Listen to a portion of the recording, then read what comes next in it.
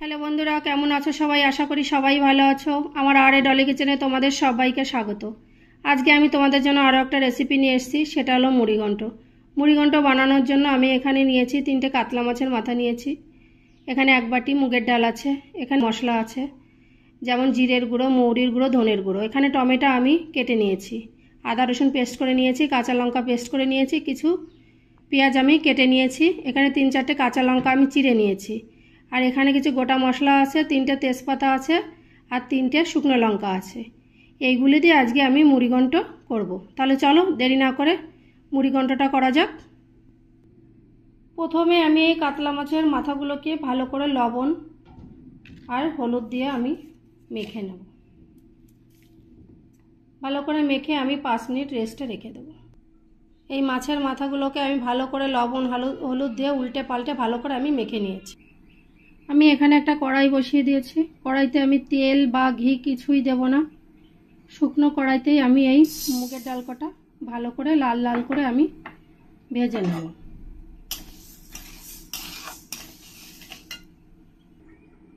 দেখো আমার মুগের ডাল কটা ভালো করে লাল লাল করে ভাজা হয়ে গেছে।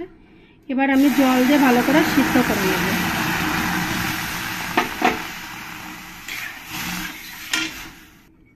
আমি এখানে একটা কড়াই নিয়ে নিয়েছি, কড়াইটা গরম হয়ে গেছে। এবার কড়াইয়ের মধ্যে আমি কিছুটা সাদা তেল দিয়ে দেব।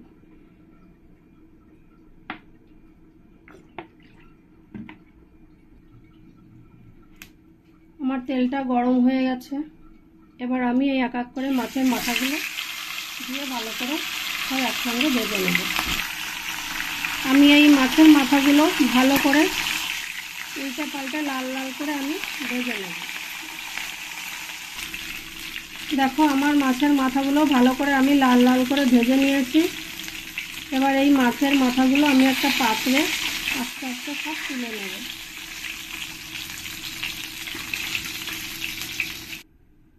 এবার আমি এই মাছ ভাজা তেলে 1/2 চামচ জিরে দিয়ে দেবো, আর এখানে কিছু গোটা মশলা, 3টে শুকনো লঙ্কা, 3টে তেজপাতা এর মতো দিয়ে দেবো। দিয়ে আমি ভালো করে ভেজে নেব। আমার এগুলো ভাজা হয়ে গেছে। এবার আমি পেঁয়াজগুলো কেটে রেখেছিলাম, পেঁয়াজগুলো দিয়ে ভালো করে আমি পেঁয়াজগুলো লাল লাল করে ভেজে নেব।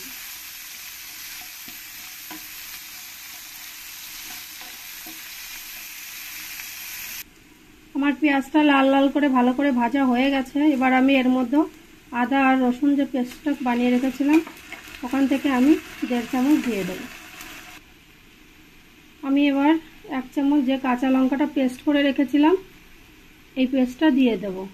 লঙ্কাটা যে যেমন খাবে তেমনও দেবে, কেউ কম বা কেউ একটু বেশি খায়, সেই হিসাবে লঙ্কাটা দেবে।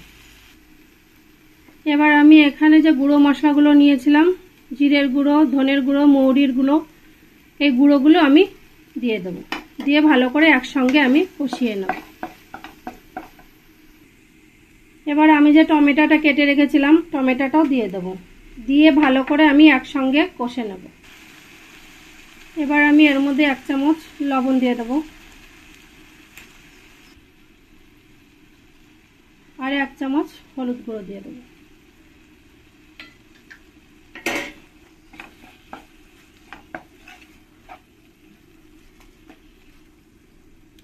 দিয়ে ভালো করে আমি একটু জল দিয়ে আমি কষিয়ে নেব। দেখো আমার মশলাটা ভালোভাবে কষানো হয়ে গেছে, উপর দিয়ে তেল ভাসছে। এবার আমি যে মুগের ডালটা সিদ্ধ করে রেখেছিলাম এটাও এর মধ্যে 2 মিনিট দিয়ে ভালো করে আমি কষিয়ে নেব। ডালটাও আমার ভালো করে কষানো হয়ে গেছে। এবার আমি জল দিয়ে দেবো। পরিমাণ মতো জল দিতে হবে, গাঢ় বা পাতলা যে যেমন খাবে তেমনই দেবে। দেখো আমার ডালের জলটা ভালো করে ফুটে গেছে। এবার আমি যে মাছের মাথাগুলো ভেজে রেখেছিলাম এগুলো দিয়ে দেবো। আমি এই মাছের মাথাগুলো একটু ভেঙে নিয়েছি।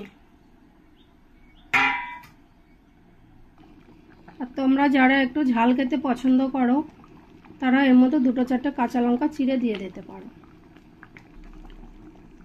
আর তোমাদের হাতের কাছে যদি একটু ধনের পাতা থাকে তাহলে সেটাও একটু উপর দিয়ে ছড়িয়ে দিতে পারো। দেখো আমার মুড়িঘণ্টটা রেডি হয়ে গেছে। এবার আমি একটু গরম মশলা দিয়ে দেবো। দেখতে একটু পাতলা লাগছে, কিন্তু ঠান্ডা হলে আরও অনেকটা টেনে যাবে।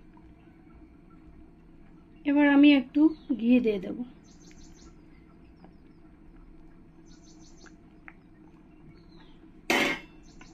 ভালো করে একবার নেড়ে দেবো। এবার আমি বন্ধ করে দেবো। হ্যালো বন্ধুরা, দেখো আমার মুড়িঘণ্টটা পুরো রেডি হয়ে গেছে। তোমরা অবশ্যই বাড়িতে একবার হলেও এটা ট্রাই করবে। আর তোমাদের যদি এই রেসিপিটা ভালো লাগে তাহলে আমার চ্যানেলটিকে তোমরা লাইক, শেয়ার, কমেন্ট করবে।